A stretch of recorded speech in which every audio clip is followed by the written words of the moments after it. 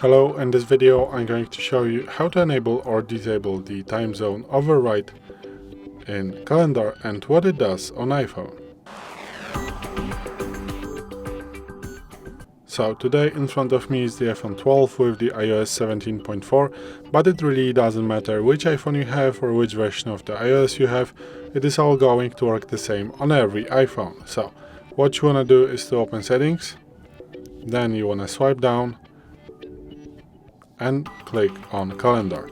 Here the fourth option is time zone override, so let's click on that one. And what it does, that the time zone override always shows event dates and times in the selected time zone. When it's off, events will display according to the time zone of your current location. So it is most useful option if you're going around places, change the time zones, and then you want to select the time zone that you would like to have the time zone override.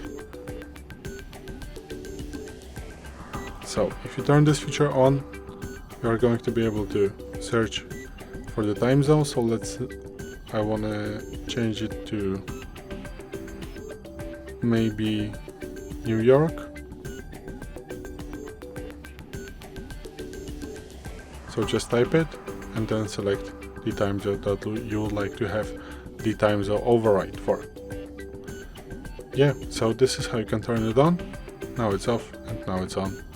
So this is it. Thanks for watching. I hope this video helped you.